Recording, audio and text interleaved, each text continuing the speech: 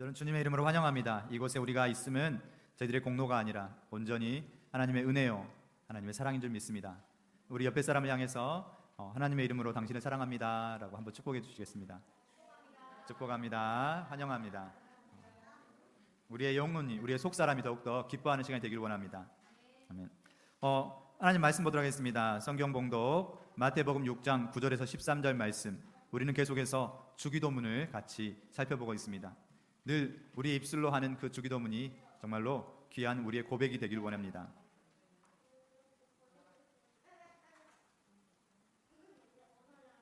오늘은 특별히 주일 학생들이랑 같이 세대 통합 예배로 드려집니다. 해서 11절, 12절 말씀만 같이 지난주 말씀이었던 11절 말씀, 그리고 오늘 말씀인 12절 말씀, 마태복음 6장 11절, 12절 말씀을 같이 두 절이니까 한 목소리로 합독하도록 하겠습니다.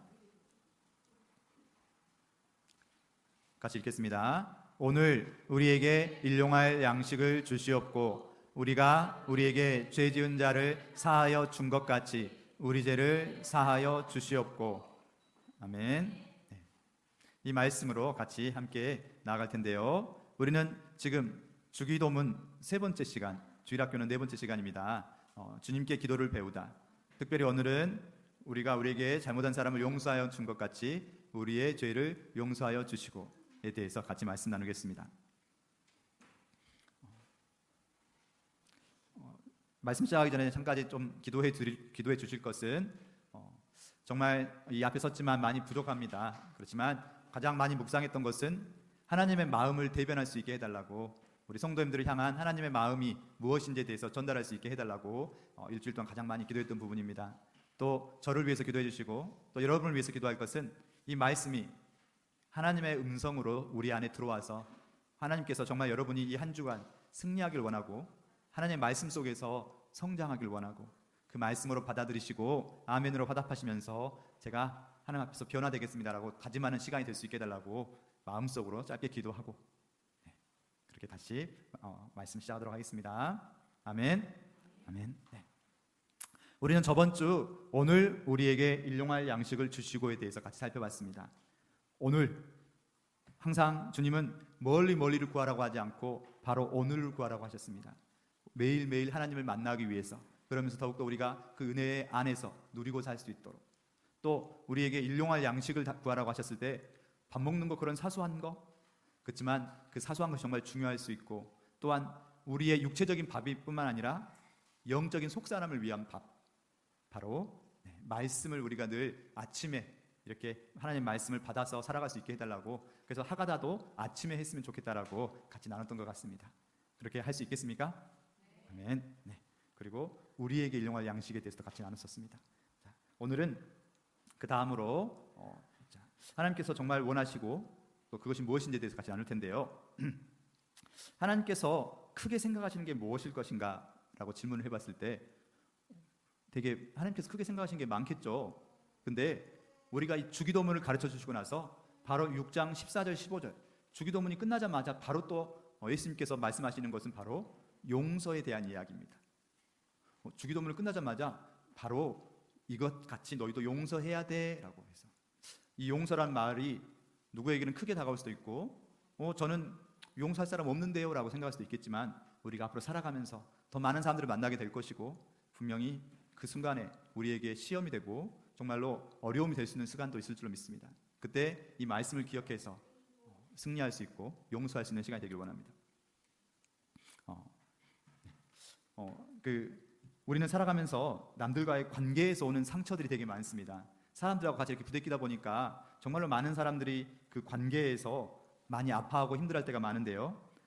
이럴 때 정말 약이 있으면 딱 빨리 발라주고 그리고 빨리 끝나면 좋을 텐데, 이 관계가 누군가는 40년, 50년 동안 그렇게 아픔으로 다가올 수도 있고 누구는 또 빨리 잊어버릴 수도 있고, 근데 하나님께서도 이 관계를 정말 중요시하게 여기시는 것 같습니다. 왜냐하면 우리가 죄라고 말할 때 죄에서 가장 큰 거는 우리가 뭔가 나쁜 것을 했다가 더 큰 죄가 아니라 하나님과의 관계가 깨어져서 하나님과 우리가 멀어져 가고 점점 그렇게 하나님을 찾지 않을 때, 이걸 가장 큰 죄라고 하셨거든요. 하나님은 우리에게뿐만 아니라 하나님과 관계에서도, 사람과의 관계에서도 관계를 정말 중요하게 여긴 분이신 것 같습니다. 그리고 실제로 우리가 살아가다 보면 정말 관계가 많이 중요하죠. 우리가 이렇게 예배드리러 앉아 있지만 우리 마음속에도 아직도 뭔가가 해결되지 않았다면 여전히 예배드리기가 쉽지가 않거든요. 그래서 그 관계에 대해서 더 많이 생각하고 관계에 대해서 더 많이 치유가 되는 시간이 되길 원합니다. 아멘. 아멘. 자, 오늘 말씀 에베소 6장 12절, 마태복음 6장 12절 말씀인데요. 이 말씀을 정말 내용은 간단하죠. 우리가 우리에게 잘못한 사람을 용서한 것 같이 우리의 죄를 용서해 주시고, 용서란 단어를 정말 저는 오늘 크게 다가왔는데요. 용서, 말은 쉬운데 정말 행동으로 우리가 할 수 있겠는가에 대해서 같이 나누겠습니다. 하나님께서도 이 관계에 대해서 크게 생각하셨다고 볼 수 있는 것이 마태복음 5장 23절, 24절 말씀 한번 같이 읽어보도록 하겠습니다.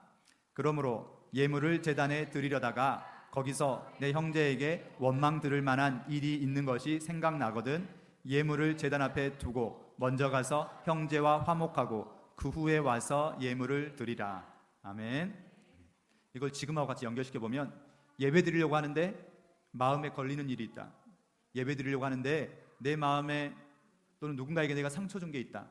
그러면 예배 드리지 말고 예배를 멈추고 먼저 그 사람에게 가서 화해를, 용서를 구하라는 말씀인 것 같습니다. 다시 한번 생각해 봐야겠습니다. 우리는 하나님께서 예배를 기뻐하신다고 생각하지만 그러나 그 마음속에서 누군가에게 예배 못 드리게 하는 상황이 된다면 그것은 저희가 다시 한번 회개하면서 먼저 해결해야 된다는 거죠. 그렇게 그만큼 하나님께서는 이 용서에 대해서 중요하게 여기시는 것 같습니다. 또 이런 말씀도 있죠. 아까 방금 말씀드렸던 주기도문이 바로 끝나자마자 14절, 15절 봐보면 너희가 사람의 잘못을 용서하면 하나님께서도 용서하시려니와 너희가 사람의 잘못을 용서하지 않으면 너희 아버지께서도 너희 잘못을 용서하지 않으시리라. 그럼 정말 용서가 이렇게 커서 우리가 용서하지 않으면 하나님께서도 우리를 용서하지 않는다니 정말로 너무 심각한 문제 아닌가요? 진정한 예배가 되지 않을 수 있다. 용서라는 게 그렇게 중요한 것인가? 네. 저게 지금 뭐처럼 보이죠? 네. 창문은 창문인데 창문에가 쇠창살들이 다 이렇게 있습니다. 감옥이라는 것을 생각해 보다가 너무 진짜 감옥은 너무 무서울 것 같아서 저렇게 쇠창살 있는 감옥을 가져왔는데요. 때로는 우리가 누군가를 용서하지 못할 때는 복수를 할 수도 있죠.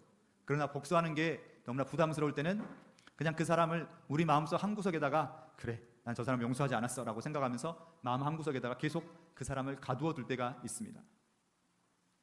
복수할 수도 없지만 잊어버리지도 못하고 마음 한구석에다가 그 사람에 대한 앙금을 가둬두는 거죠. 근데 저 쇠창살이 이렇게 봐보면 내가 밖에 있고 그 사람이 저 안에 갇혀 있는 것 같지만 이렇게 돌려서 봐보면 누가 그 안에 갇혀 있을 수도 있죠. 쇠창살에 저 사람을 가둔 것 같지만 돌려서 저 사람 입장에서 봐보면 우리가 갇혀 있을 수도 있습니다. 무슨 말이냐? 우리가 누군가를 미워하고 누군가를 용서하지 않을 때 그 안에 우리가 갇혀 있을 수도 있다는 거죠.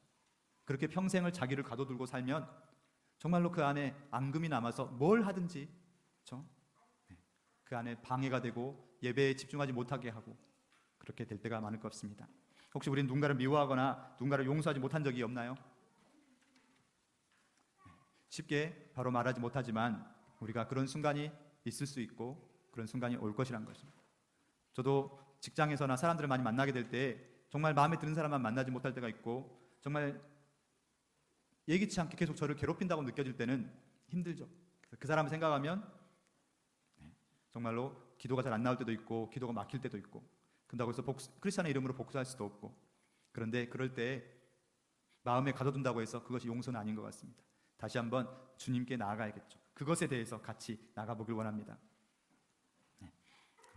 그래서 1번부터 같이 봐보면 우리가 용서를 하려고 할 때 정말 중요한 것이 무엇인가에 대해서 일단은 무엇이 먼저인가라는 질문을 한번 던져봤습니다. 오늘 말씀 봐보면 같이 이 말씀이죠.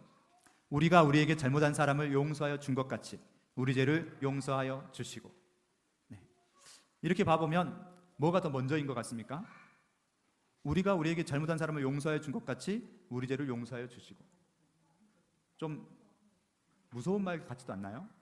저 말을 살짝 바꿔보면 우리가 우리에게 잘못한 사람을 용서하지 않으면 어떤 말이 될까요?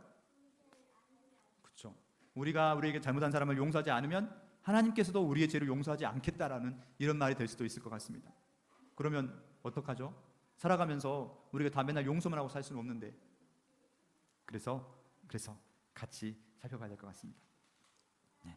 자, 저 사람이 누구냐라고 하면 저 사람은 지금 뭔가 곤경에 빠져 있고 아주 땀을 뻘뻘 흘리고 있네요. 바로 오늘 말씀하고 서로 아주 평행선으로 연결될 수 있는 마태복음 18장에 봐보면 빚진 자의 비유가 나옵니다. 예수님께서 베드로가 용서에 대해서 물어봤을 때 예수님께서 이 빚진 자의 비유를 알려주시면서 지금 저 사람은 머리 위에가 100데나리온을 빚진 자인 것 같습니다. 저 사람이 지금 땀 뻘뻘 흘리고 있는 건 저 사람이 누군가에게 빚을 졌는데 그 사람이 빚을 갚지 않으면 너를 감옥에 집어넣겠다라고 지금 막 협박하고 있는 중이죠. 그 사람이 바로 이 사람입니다. 근데 이 사람은 머리에 뭘 저렇게 많이 가지고 있죠? 저 사람은 지금 머리에 1만 달란트를 빚진 자입니다. 저 사람은 누구한테? 왕에게서 정말 너무나 큰 빚을 져가지고, 그래서 왕이 빨리 빚을 갚아라 할 때 도저히 제가 1만 달란트를 갚을 수가 없습니다. 저를 용서해 주세요. 1만 달란트라는 것은 1달란트가 16년간 일한 값이랍니다. 거의 뭐 몇억 원 되겠죠. 저희가 1년 동안 일해도 억을 벌기가 쉽지가 않고 정말 여러 가지로 돈을 벌기가 쉽지가 않은데, 근데 1만 달란트를 빚지다니 왕에게 엄청 큰 손해를 입혔던 사람인 것 같습니다. 근데 저 오른쪽에 있는 사람이 잘못을 했을 때 왕은 갚아라 하고 했지만 도저히 그걸 갚을 수 없는 걸 보고서 그래, 그러면 내가 깨끗하게 그 빚을 잊어주겠다라고 했는데, 이 사람이 가다가 자기 친구가 자기에게 100데나리온 빚진 자를 보면서 어떻게 했습니까? 막 화를 내면서 빨리 갚으라고 했죠. 100데나리온이면 100일 동안 일한 값이니까 지금 우리 돈으로 환산하면 500만 원 정도가 될 수 있을 것 같습니다. 물론 이 사람에게도 500만 원은 소중할 수 있었겠죠. 왜냐하면 그걸로 가족을 먹여 살려야 되니까. 그런데 이 소문이, 이 1만 달란트 빚진 자가 자기 친구를 감옥에 갔다는 소문이 퍼졌을 때 왕이 다시 한번 그 사람을 불러서, 야, 너는 그렇게 많은 빚을 탕감해 줬는데도 불구하고 어떻게 너의 친구를 용서하지 않을 수 있느냐라고 그렇게 꾸지람을 당하고 결국은 감옥에 들어가게 되죠. 이걸 보면서 우리에게 무엇을 말씀하시려고 하시는 것일까? 다시 본문 말씀으로 돌아와 봤습니다. 이게 지금 우리랑 같지 않을까 합니다. 우리도 하나님 앞에서 정말로 많은 빚을 졌는데 우리가 사람을 용서하는 거, 근데 때로는 우리는 사람을 용서하기 힘들 때가 많습니다. 왜냐하면 그걸로 인해서 내 인생이 많이 바뀌고 내가 힘들었다고 생각하는 순간 그 사람들을 용서하기가 쉽지가 않을 때가 있습니다. 그런데 우리가 그 사람 용서하지 않으면 하나님께서 우리를 용서하지 않는다고요? 그럼 너무 가혹한 거 아닌가요? 우리도 힘든데요. 용서하려고 했는데 용서가 잘 안 될 때가 있습니다. 그럼 어떡하죠? 그럴 때 하나님께서는, 하나님 말씀은 다시 한번 꼭 지켜볼 때가 있습니다. 때로 하나님께서 우리에게 어떤 것을 명령하시고 말씀하실 때, 우리에게 10계명을 주시고 또 우리에게 여러 계명을 주셨을 때 우리가 그걸 다 지킬 수가 있나요? 지키지 못할 때가 많죠. 그럼 우리가 10계명을 못 지키면 하나님께서 우리를 벌 주시려고 그렇게 주셨을까요? 아닙니다. 우리 하나님은 그런 분이 아니시죠. 다시 한번 봐보면 무엇이 먼저냐라고 했었을 때 우리는 앞에 것이 먼저고 뒤에 것이 나중이라고 생각하지만 다시 한번 생각해 봐야 할 게 있습니다. 하나님께서는 우리의 죄를 용서해 주셨나요? 안 주셨나요? 이미 용서해 주셨죠. 하나님께서는 예수님께서 이미 십자가에 돌아가셔서 이미 우리의 모든 죄를 사해 주셨습니다. 너희가 잘못한 사람을 용서하지 않으면 나도 너를 용서하지 않겠다라고 하시면서 이미 우리의 모든 죄를 용서해 주셨습니다. 이건 무슨 말을 하시는 거죠? 내가 이미 너를 용서해 줬으니 너도 이렇게 용서해 주렴이라고 우리에게 당부를 하시는 거고, 너는 그래서 용서하게 될 거야 라고 알려주시는 거지, 이걸 하지 않으면 이걸 안 될 거야 라고 말씀하시는 게 아니라는 거죠. 우리 하나님은 그런 분이십니다. 다시 한번, 그러면 정말 저 말씀 아까 6장 14절 15절 말씀처럼 너희가 사람의 잘못을 용서하지 않으면 너희 아버지께서 잘못을 용서하지 않으실 거야 라는 말씀이 아니고, 다시 한번 잘 봐보면 너의 하늘 아버지라는 말씀이 계속해서 반복되고 있습니다. 이 말씀은 재판관이 너희 이거 안 지켰으니까 이걸 할 수 없어 라고 그렇게 재판하면서 말씀하시는 말씀이 아니라 너희 아버지께서, 아버지죠. 아버지는 아무리 잘못을 해도 자식이 하라는 대로 하지 않아도 여전히 너는 내 자식이 아니다 라고 말하는 게 아닙니다. 우리가 하나님의 말씀을 못 지킬 때에도 너는 내 자식이 아니다가 아니라 여전히 나는 너의 아버지지만 그렇지만 너희가 이렇게 했으면 좋겠어라고 당부하시는 거죠. 아버지에게 두 자녀가 있는데 한 자녀가 다른 자녀를 용서하지 못한다면 너무 슬플 거예요. 아버지가 우리 나음이, 반석이, 하음이가 있는데 나음이가 동생들이 나에게 너무 막 내 말도 안 들어주고 자꾸 나를 때리니까 너를 평생 용서하지 않을 거야 라고 말하면 그걸 듣고 있는 엄마나 아버지는 물론 동생들이 잘못했으니까 그런 줄 알지만 그래도 마음이 슬플 거예요. 왜냐하면 다 같은 자녀니까. 하나님의 마음은 그런 마음이십니다.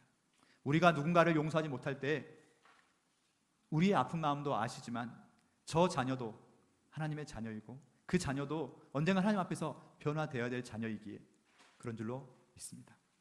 이 앞에 서 있는 저는 어렸을 때부터 믿음이 좋아가지고 이 자리에 서 있는 것이 아닙니다. 저도 초등학교 때는 교회에서 쫓겨나기도 했고요. 교회에서 너무 떠든다고. 그리고 중학교 때, 고등학교 때도 되게 반항도 많이 하고 되게 그랬던 것 같습니다. 하나님 의심 많이 하기도 했고. 그런데 그런 자녀를 하나님께는 변화시키십니다. 마찬가지로 우리를 아픔에 빠뜨리고 우리를 힘들게 했던 그 사람도 그때는 어리고 힘들어서 우리를 가시채로 우리를 찌르는 것처럼 우리를 힘들게 했지만 언젠가는 그 사람도 하나님 앞에서 변화될 줄로 믿습니다. 아멘. 중요한 것은 우리를 통해서 변화될 수도 있습니다. 그렇게 하나님께서 우리를 부르셨기에 우리가 먼저 가서 그 사람에게 너를 용서해라고 말하면 또 싸움이 날 수도 있죠. 내가 뭘 잘못했는지 날 용서해라고. 그 사람에게 기도해주고 그 사람을 품어주는 거, 계속해서 그런 모습을 보일 때 이 사람이 정말 하나님의 자녀구나라고 그 사람도 느끼게 될 것입니다. 중요한 것은 어떻게 우리가 그런 것을 할 수 있을까요? 하나님, 어떻게 우리가 저 사람을 용서할 수 있나요? 아무리 하나님께서 나를 용서하셨다고 하지만 아직까지 저 사람을 용서하기가 힘들어요. 네, 힘들죠. 힘드니까 하나님께서는 우리에게 말씀하셨습니다. 힘드니까 저 사람을 용서해 주라고 말씀하셨지 쉽다면 말씀 안 하셨겠죠. 힘들다. 그런데 그 하나님은 어떤 하나님이신가요? 그 하나님을 알아갈 때 우리는 누군가를 용서할 수 있습니다. 우리를 힘들게 하는 사람만 자꾸 생각하고 그 사람만 바라보면 자꾸 그 힘들게 하는 것을 묵상하면 그것이 점점 커져서 도저히 그 사람을 용서하지 못할 것 같지만 그 사람을 보는 게 아니라 누구를 바라보라? 하나님을 바라보라. 하나님을 먼저 바라봤을 때, 그 하나님을 먼저 생각했을 때, 그 힘들게 하는 그 사람을 바라보는 게 아니라 하나님을 먼저 바라보게 되면 그 하나님께서 우리에게 주셨던 것을 알아가게 될 것입니다. 흔히 삼중복음이라고 합니다. 삼중복음. 삼중복음이 뭘까요? 네. 삼중복음을 했으니까 복음이 몇 가지? 3가지. 하나님께서 우리에게 하셨던 것을 생각해 보면 그 하나님은 우리에게 3가지나 큰 것을 주셨습니다. 첫 번째는 우리가 착해서 하나님을 믿게 된 게 아니라 우리가 아직 죄인 되었을 때, 같이 읽어볼까요? 시작. 우리가 아직 죄인 되었을 때 그리스도께서 우리를 위하여 죽으심으로 하나님께서 우리에 대한 자기의 사랑을 확증하셨느니라. 아멘. 우리가 잘나서 우리가 여기에 불러주신 게 아니고, 우리가 착해서 우리를 불러주신 게 아니고, 우리가 죄인이고 우리도 똑같이 하나님 몰라서 세상 사람과 똑같이 살아갈 때 하나님께서는 우리를 여기로 불러주셨습니다. 놀랍지 않으신가요? 혹시 여러분 친구 중에 한 명을 떠올려 보세요. 그 사람보다 여러분이 더 착해서 이곳에 앉아 있을까요? 정말 세상에는 저희들보다 더 착하고 정말 더 남들을 도와주고 그런 사람들이 많습니다. 저도 직장에 나가보면 정말로 배우고 싶은 사람들이 많습니다. 근데 중요한 것은 그 사람들을 택하지 않으시고 우리를 택하셔서 여기까지 인도하신 분이 하나님이십니다. 하나님은 우리를 선택하셔서 우리를 부르셨고요. 두 번째로 그 하나님은 한 번 너를 선택했으니까 끝, 네가 이제 믿음 생활 열심히 해봐라 이러신 게 아니라 지금 이 순간도 우리를 견인하고 이끌어 주신다는 거죠. 우리가 지금 이곳에 있는 거, 우리가 어떤 선택을 한다고 해도 하나님이 개입하지 않으신 것이 없습니다. 마중교회가 여기까지 세워지기도 우리의 힘으로 달려온 것도 아니고 우리의 생각과 계획으로 달려온 것도 아니고 무슨 계획으로 달려왔는지 모를 정도로 하나님께서는 여기까지 인도하시는 분이십니다. 매 순간순간 우리를 인도하시는 분이 바로 하나님이시죠. 아멘. 그리고 그 하나님은 또 어떠신다 역사가 있습니까? 끝까지 우리를 인도하셔서 하나님 앞에 나왔을 때 하나님 앞에 상 주시는 분이시라고 하셨습니다. 우리가 매일매일 살아가고 매일매일 힘듦을 견뎌내고 우리가 용서할 수 없는 사람을 용서하고 힘든 사람을 안아주고 그리고 정말 우리가 기도하면서 나아갈 때 그 하나님께서는 끝까지 우리를 붙잡으셔서 나중에 우리를 상 주시고 수고했다고 칭찬해 주시는 분이십니다. 우리의 앞과 현재와 나중을 책임져 주시는 분이시기에 우리가 그분을 믿을 수 있고 신뢰할 수 있다는 거죠. 아멘. 우리 하음이와 반석이도 하나님께서 계속해서 변화시킬 것이고 그 변화 안에서 귀하게 쓰실 걸로 믿습니다. 아멘. 용서라고 하니까 혹시 누군지 용서하면서 생각나는 사람 중에 한 분이 물론 예수님도 있죠. 십자가에 못 박히실 때까지도 저 사람들은 저 사람들의 죄를 모릅니다. 저들을 용서해 주시옵소서라고 기도했던 그 예수님을 우리가 어떻게 따라가겠습니까? 그런데 또 한 사람이 더 있습니다. 자기를 인신매매해서 팔아버렸던 그 형들을 용서하였던 그 사람. 누굴까요? 요셉.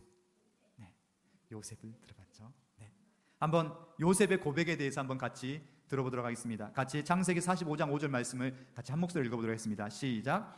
당신들이 나를 이곳에 팔았다고 해서 근심하지 마소서, 한탄하지 마소서. 하나님이 생명을 구원하시려고 나를 당신들보다 먼저 보내셨나이다.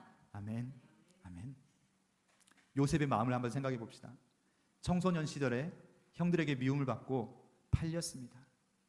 자기 잘못이 아니고 아버지가 편애하긴 했지만 정말로 노예로 팔려가서 알 수 없는 곳에서 감옥에 들어가고 사람들의 배신도 많이 당하고 그리고 끝내 어떻게 총리의 자리까지 하나님의 인도하심 따라 올라갔죠.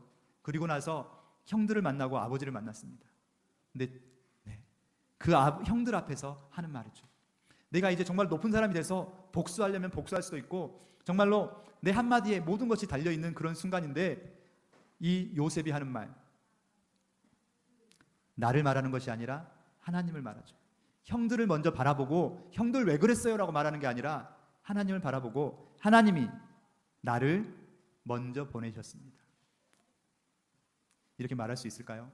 나를 힘들게 했던 사람에게 나중에 찾아가서 그때 당신이 나에게 했던 거 하나님께서 그 자리에 계셨고 하나님께서 여기까지 나를 인도하시려고 그렇게 하셨나 봅니다 라고. 우리가 어디에선가 시간을 허비한 것 같고 어디에선가 우리가 정말 힘듦이 있었지만 그것이 바로 하나님의 계획하심 속에 있었다는 거, 하나님의 일하심 속에 있었다는 거, 오늘 하루도 하나님의 일하심 속에 있다는 거, 그거를 인정하고 그 하나님을 다시 한번 바라보고 힘들 때마다 하나님을 바라보는 것이 정말로 필요한 줄 믿습니다. 아멘. 여기서 한 가지, 여기서 용서라고 하니까 우리가 남들을 용서하는 것만 용서인가요? 같이 한번 가슴에 손 한번 올려보시길 원합니다. 우리는 남들에게 관대하지만 자기 자신에 대해서는 되게 인색할 때가 많습니다. 남들에게는 칭찬도 해주고 남들에게는 뭔가 괜찮아라고 말하면서도 자기 자신에 대해서는 그러지 못할 때가 많습니다. 내가 실수하고 뭔가를 못하면 내가 왜 그럴까라고 자책을 할 때가 많습니다. 중요한 것은 이 나를 만드시고 여기까지 인도하신 분이 누구시다? 하나님이시다. 나를 사용하신 분이 누구시다? 하나님이시다. 내가 부족한 면이 보인다면 그 면을 보이게 하신 하나님의 이유가 있을 것이고 중요한 것은 나를 이끌어 가시기 위함이고 하나님이 필요하다는 걸 알려주시기 위함이지 내가 못난 만큼 나를 책망하고 나를 내버려 두신 분이 아니시라는 겁니다. 우리가 우리에게 잘못한 사람을 용서한 것 같이 우리를 용서할 수 있고 우리에게 격려할 수 있고 그렇게 우리를 사랑할 수 있을 때 하나님께서 우리를 더 귀하게 쓰실 줄로 믿습니다. 아멘. 자, 그래서 두 번째 이야기. 그러면 하나님께서는 우리가 이렇게 우리를 사랑할 준비가 되고 우리가 우리를 이렇게 용서하였을 때 하나님께서는 우리를 용서해 주신다고. 이미 용서해 주셨는데 또 용서해 주신답니다. 여기서 한 가지 질문이 있을 수도 있을 것 같습니다. 우리가 회개를 해야 되나요? 지금 이 말씀은 회개에 대한 이야기이긴 합니다. 우리가 우리에게 잘못한 사람을 용서해 주면 또 하나님께서 우리의 죄를 용서해 주실 텐데 하나님께서 용서해 주신다고 약속하셨으니까 우리는 회개할 필요가 있을까요? 없을까요? 그래도 회개를 해야 됩니다. 회개가 무엇이길래? 회개는 우리가 뭔가 죄를 지었으니까 하나님 용서해 주세요 라고 이렇게 하나님께 우리가 잘못했어요 라고 자꾸 잘못을 뉘우치는 것을 넘어서서 진정한 회개란 제가 이 죄악된 세상에서 하나님 뜻대로 살아가기가 정말 힘드네요. 그렇지만 제가 넘어져도 계속해서 다시 일어서겠습니다라고 결단하는 게 바로 회개죠. 회개는 절대로 후회하면서 잘못만 뉘우치는 게 회개가 아닙니다. 하나님께서는 우리의 모든 잘못을 용서해 주셨죠. 대신 내가 내 잘못한 것을 알고 돌이키고 그렇게 살겠다고 결단하는 것이 필요합니다. 그것이 정말 우리에게 필요한 회개입니다. 약간 글씨가 작게 보이긴 하지만 시편 51편을 다시 한번 가져와 봤습니다. 아까 주보 제일 앞에 있는 복음으로 회복되는 마중교회라고 할 때 시편 51편 12절 말씀이 바로 마중교회의 가장 핵심이 되는 말씀입니다. 혹시 시편 51편 12절 말씀 같이 읽어볼까요? 시작. 주의 구원의 즐거움을 내게 회복시켜 주시고 자원하는 심령을 주사 나를 붙드소서. 주의 구원의 즐거움을 내게 회복시키시고 나에게 스스로 원하는 심령을 주사 나를 붙들어 주소서. 근데 다윗이 이 고백을 하기 전에 어떤 일이 있었느냐? 우리에게 정말 주님을 믿는 기쁨에 대해서 누릴 수 있고 알아갈 수 있게 하기 전에 어떤 일이 있었느냐면 저도 잘 몰랐던 걸 이번에 다시 한번 알게 됐습니다. 시편 51편 한번 찾아보시면 그 위에 뭐라고 나왔냐면 이 다윗이 이 시를 지을 때에 정말 내가 믿음이 충만해가지고 정말 주님을 믿는 기쁨이 너무나 기쁩니다 라고 그런 순간에 이 시를 지은 게 아니라 다윗의 인생에서 가장 바닥, 정말로 가장 큰 죄를 지어가지고 다윗이 이제 좀 살만하니까 밧세바하고 동침을 하고 죄를 짓고 그것에 대해서 모른 척하고 그 남편인 우리아를 죽음에 이르기까지 하면서 정말로 그 영혼이 정말 바닥으로 정말 무디고 무뎌지면서 믿음이 가장 바닥으로 떨어졌을 때 그때 이 시를 지었답니다.